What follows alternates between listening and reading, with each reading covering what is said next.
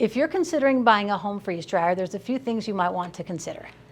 There's advantages and disadvantages to purchasing a freeze dryer and freeze drying your foods at home. So let's talk about the advantages. Freeze dried foods do have a shelf life of 20 to 25 years when stored properly. They also retain a lot of the nutritional value compared to some of the other food preservation methods. They'll preserve the color, the texture, and the taste, often a little more true to the original product than some of the other methods. To give you an example of drying time, when you're freeze drying different foods, bananas take about 25 hours when they're sliced up. Avocados, if you wanted to freeze dry those, that's about 25 hours as well. And then yogurt drops, if you put them in small dollops or if you smear them out on the tray, it's 20 to 26-ish hours. We also have some like potatoes, like funeral potatoes or cheesy potatoes. That's going to take a little over 30 hours. Grapes, this is a good example of different ways you can prepare the food. Grapes, if you do them whole, can take as long as 46 hours, or if you slice them in half, it could take about 25 to 30 hours. So a little bit shorter if you expose the inside of the grape by cutting through the skin and making halves. And so you can see that it's a different amount of time for each food. One thing that does shorten the drying time is if you freeze the food first on the trays. The tomatoes we have here, if you put them into the freezer and freeze them solid and then place them into the freeze dryer, that shortens the time it takes for the food to actually get to the cold temperature it needs before it can move on to the next process. Okay, if you're a backpacker, you've probably seen the commercially produced freeze-dried foods, but you could actually freeze dry your own meals to take backpacking, for instance, like beef stroganoff. You can freeze dry that. You can freeze dry rice and beans, lots of different options.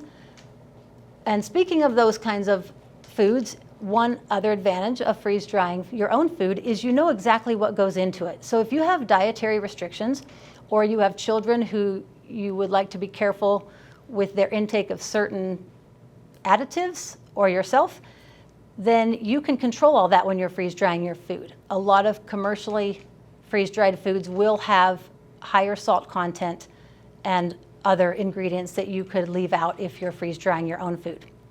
We would be remiss if we didn't talk about the disadvantages of having a freeze dryer. Initially, there's an upfront cost that will be rather expensive. Freeze dryers can cost anywhere from just under $2,000 to upwards of $5,000. The great thing is now there are several options to choose from. There are multiple companies who are producing home freeze dryers, and so you might want to look into that to see which one best fits your needs. Another disadvantage is not only do you have the initial upfront cost, but the ongoing operating costs. A freeze dryer will use some electricity, and it will depend on the cost of electricity where you're living. And then also things to take into consideration are the ambient temperature of the room where the freeze dryer is and the load size, because that will determine the amount of energy that you need to use to finish the process. Another disadvantage of a freeze dryer is, as you can see, the freeze dryers are not small. They are large and they need a large space to operate because you have a pump that usually comes with your freeze dryer as well as the main unit. And then it does need to be elevated off the ground a little bit so that the ice, as it melts after you're done with your process, can drain out of the freeze dryer. One other thing to consider that some people don't realize is that freeze dryers are loud. They do say that they're about 50 to 70 decibels, which can be compared to a vacuum, an alarm clock, or light traffic. So I would recommend that you find someone who has a freeze dryer and actually hear it in operation before you make the determination of whether the noise will be an inconvenience or a hardship for you in your home.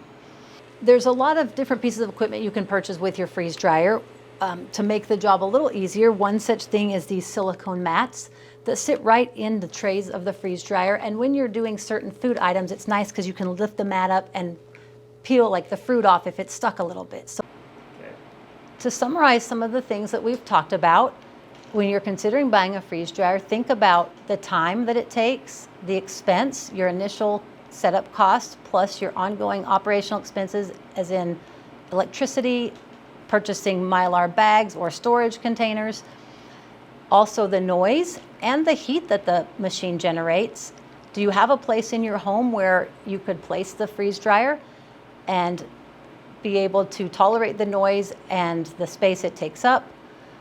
And then also, what is your end goal for buying a freeze dryer?